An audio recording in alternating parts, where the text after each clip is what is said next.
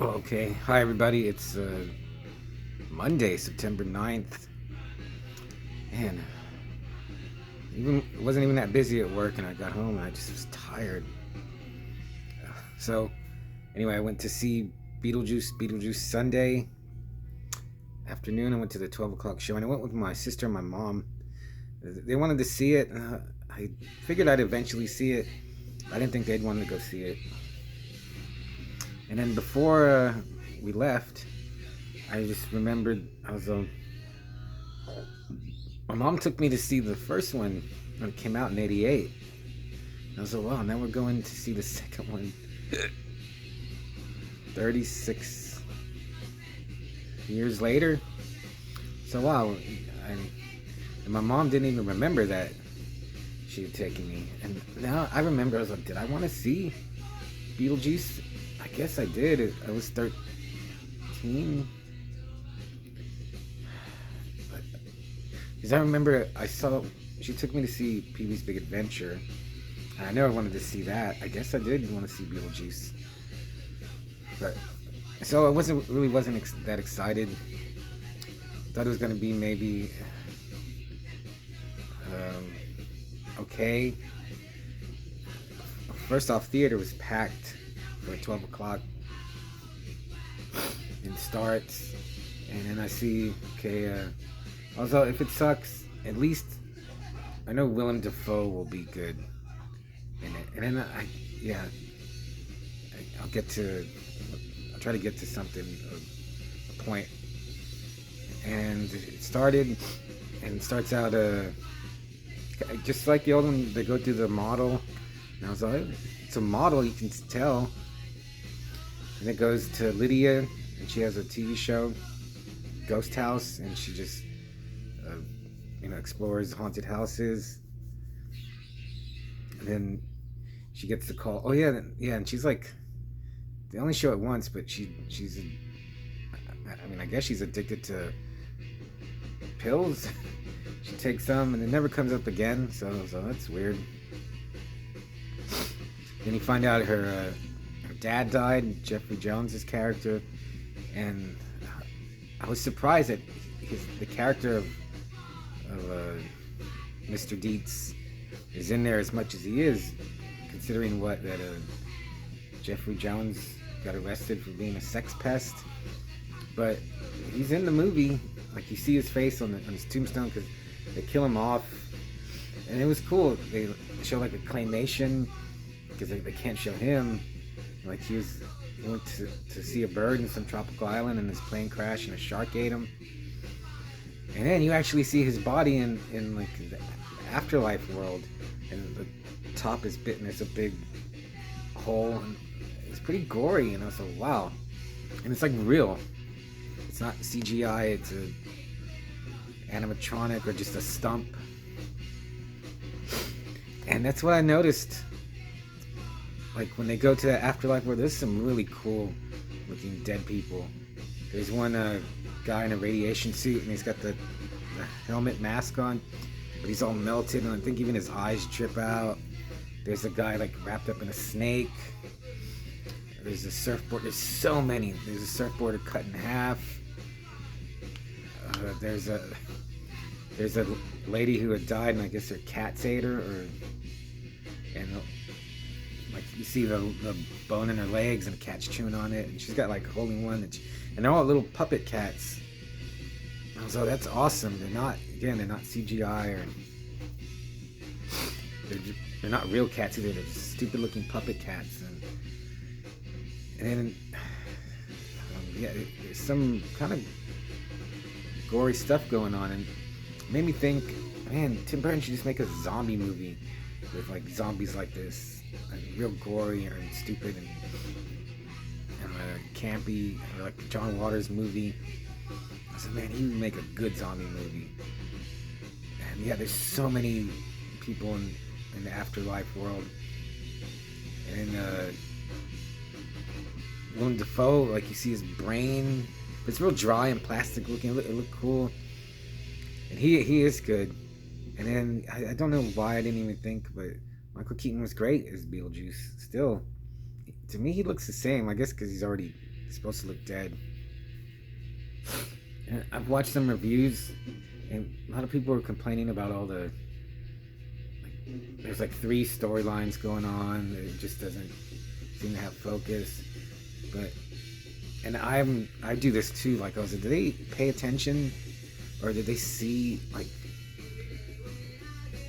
all like I noticed like all the dead people and the gore and I just gotta tell you, there's a disgusting baby Beetlejuice, and that was awesome. And then again, it was a little puppet, fake looking puppet chewing on people, and I did not expect this, and that just makes me wonder, these people how are they watching it? Are they just watching it like just like real, like with a microscope, or just just observing it and also looking for stuff they don't like, or just automatically I'm not gonna like it, because I do that too. Like remember when I saw 3 from Hell, I went to hate it. I only went because my friends asked me if I'd go, so I was like, yeah, I'll hate watch it. And I turned out liking it. And I hate Devil's Rejects and House of a Thousand Corpses. They're terrible, but I don't know, I like 3 from Hell. But yeah, there's so much cool stuff in Beetlejuice that it was just kind of, I was like, it won me over. Monica Bellucci. Found it bizarre that now her and Tim Burton are together, but I guess he was never gonna get her in her like super hot days, like in the 2000s, like early 2000s. So he had to wait his time, and now he snagged her. Yeah, she is in this, but barely. Oh, Jenna Ortega, she's pretty good. First time I ever saw her is an X when she bangs Kid Cudi. And it's just weird. So when I see her, I just think of that. And her underwear with the day of the week on it. If you haven't seen X, then watch it for that. And then she gets... Well, if you watch X, you'll see what happens to her. But she's fine. There's her story. There's a guy in this, like, I was like, dude, this dude looks like, if they put him in the Edward Scissorhand outfit, this would be like the new Edward Scissorhand guy. Winona's good. It's weird seeing her again. Her voice is real gravelly. She's still pretty though, and I forgot how, I remember I really, really loved her, like after I saw her in Beetlejuice and Heathers and Dracula, like Bram Stoker's Dracula. So seeing her crazy ass, it was good. Kevin O'Hare, she was actually good too, even though she's ancient now. And Justin Theroux, all I know him from is Mulholland Drive, and then like this movie that he did with Alyssa Milano.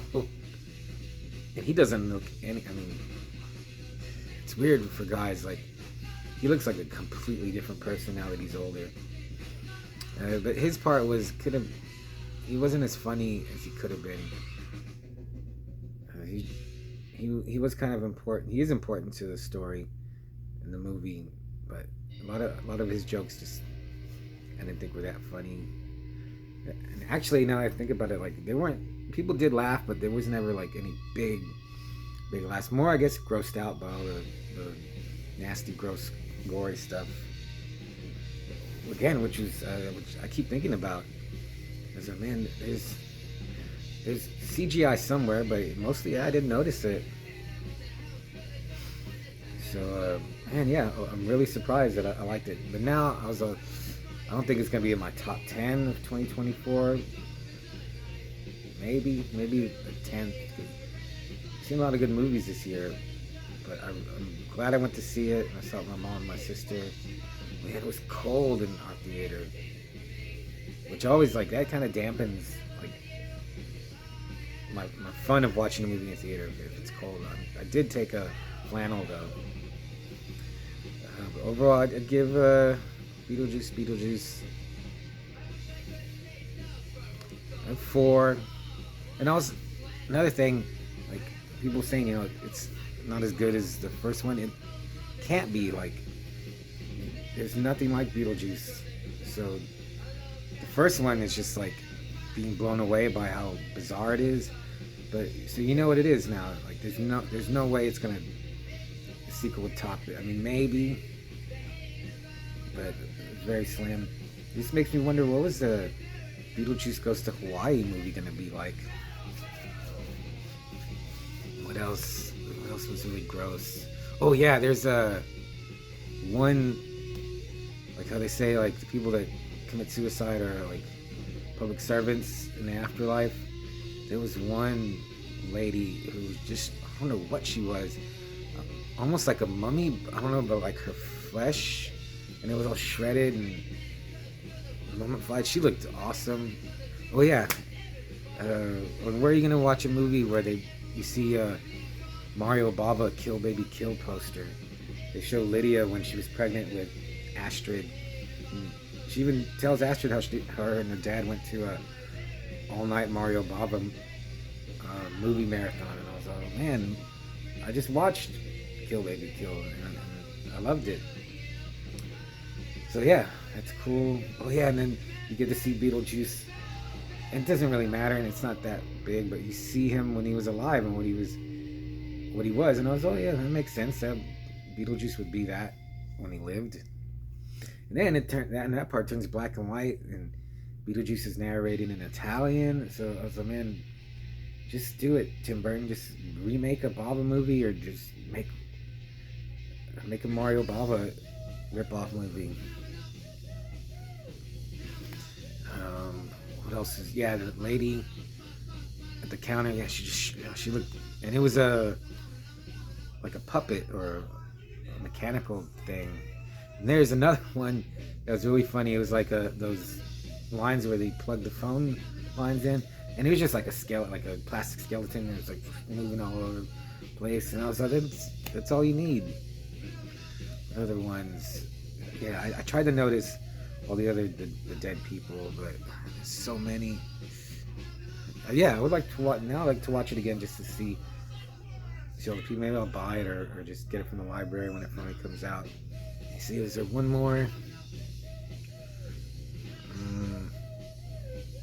Well, there was a lady who just a spear through her throat.